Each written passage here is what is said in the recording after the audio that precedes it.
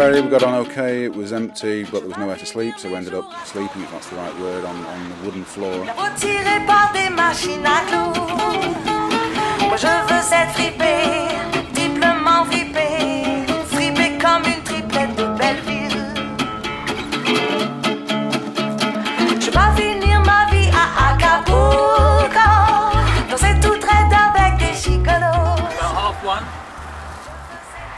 About 100 clicks north of Bordeaux.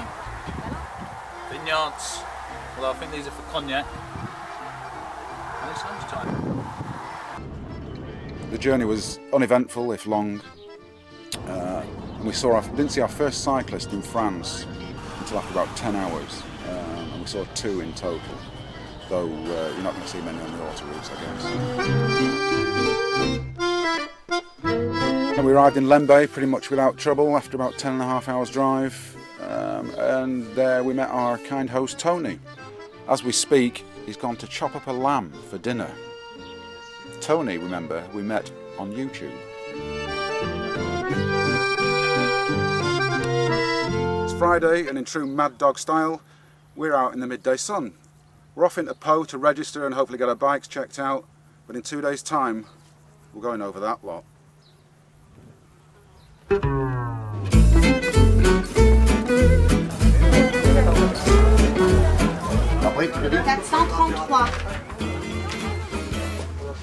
433 Nicholson en ligne.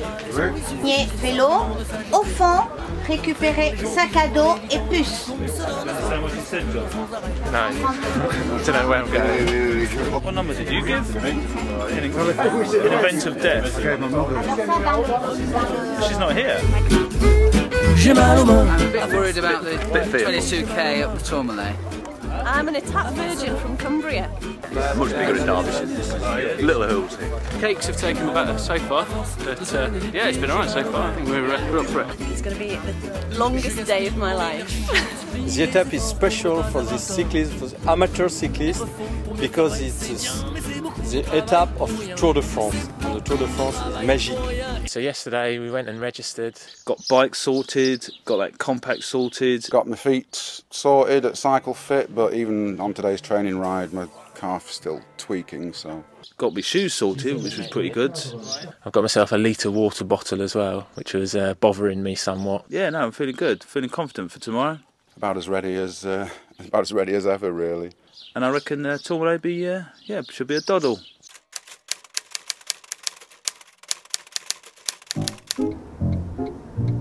So we got up early at about 4:30, pitch black, still lightning flashing over in the distance. Made our way to Po to join the 8,000 odd other cyclists and stand in the wet and cold for about 45 minutes waiting for the start. Cold, wet, miserable, nervous. It's really, really wet. It's pretty cold, and I wish I was still in bed, to be honest. So I've had a rotten night's sleep. I'm tired. We're about here to start, but we look good. Donc ça, faut le savoir, faut pas arriver dessus en disant il va se pousser, non, il se passe pas. Donc faites bien attention, c'est le plus important, c'est les animaux. Wet, cold, still. Attention, 5, 4, 3, 2, 1, partez! Et c'est donc parti avec tous vos applaudissements, 9500 concurrents donc qui s'élancent au programme de cette journée, donc 169 km. On the flats out of Po, it was great. It was really exhilarating to be riding at speed. I think we were averaging about 22, 23 miles an hour. Paul had a puncture, so we had to stop for about half an hour. What's going on, mate? What's it look like? The plan was to do the first 60 odd to Tourmalet in about 4 hours, which we did. Soaking wet. You look terrific. We did until we got wet. Well, you wouldn't have thought there are any mountains here. Turn around. Look at that. Look at them shoes. But like you're saying, there's not too many trains at our pace, do there? No, I'm still waiting for that sort of slow train to pick me up. And just like the guy whose feet are too big for his bed, nothing seems to fit. It's Andy. We're almost at Tourmalet. John, how are you feeling? Just starting to feel a bit tired. 56 miles down. Second gel. Yeah, I'm starting to feel it a bit. And I said I didn't like the way he got things done. Sleeping on the job. Those raindrops are falling on my head. They keep falling. But there's one thing I know. The blue.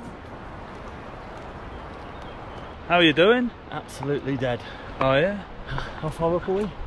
I think it's 8k to Col de Tourmalet. Oh God.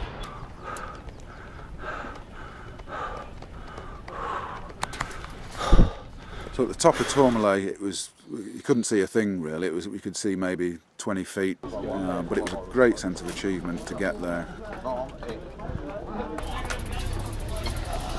Tourmalet. How was that? Dead. It's downhill to Etape. I don't know what that's going to be like. I've got nothing in my legs at all. Broom wagon's hot on our tail. It is, I'll tell you what, it's close. All together still, which was quite pleased about, that we'd managed to kind of stay together as a team really. Well done though. Downhill now for a while, no pedalling. Descended, it was cold, but hit the straights through Barège and the lower towns. And we really put the hammer down, you know, to get to the next cut off. Any idea of the speed you got up to? About maybe 45, something like that. I don't know, I have no idea. My jacket was slowing me down, man. Then my Garmin, which had been playing up all day, decided to jam my back wheel, so over I went on my side. We headed for Etape thinking, you know, we're fine, we've passed the last elimination zone, but turned out we hadn't. And yeah, Andy and I were basically denied, probably by a matter of minutes really. To see the line across the road, gendarme and officials asking people to take off their transponders, and I thought, no mate, I'm not doing that, and managed to bust through the line and carried on my way up Etape. Well, it's all gone horribly wrong. What we thought was the elimination, I don't think was, and I managed to sneak through, but I think Andy and John didn't. So I'm carrying on up to the finish, and we wait and see. So I've no way of contacting them. Quite fed up. We didn't really want to talk to anyone, but people kept coming up to us asking us how we'd done because we had the BBC Sport kit on. Paul managed to just scrape through. I saw him at the top of the hill, just going around the bend as we came down the hill to the cut-off point. John and I went on to the village then because we had no choice. I don't think we spoke to each other for about an hour. BBC Etape team was down to 1 on Etape, which was an absolute pig. It was brutal. And by this time, I had nothing left in the legs. I could hardly turn the pedals.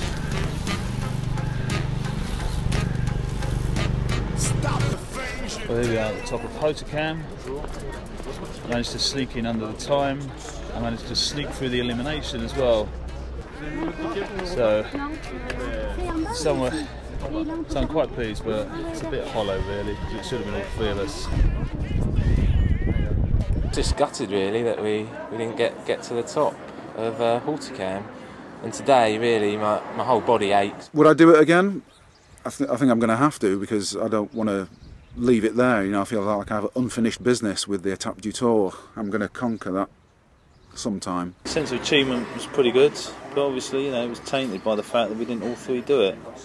In reality, you know, I guess I should have been eliminated as well, but you know, chanced my hand and got through.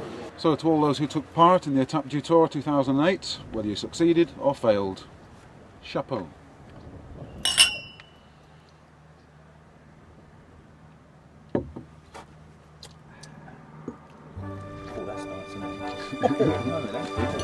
We are going to do Etape du Tour. Look at that monster. There's the Wolfman. He's brought Ordnance Survey maps, which of course don't have any road names. I tell you, that was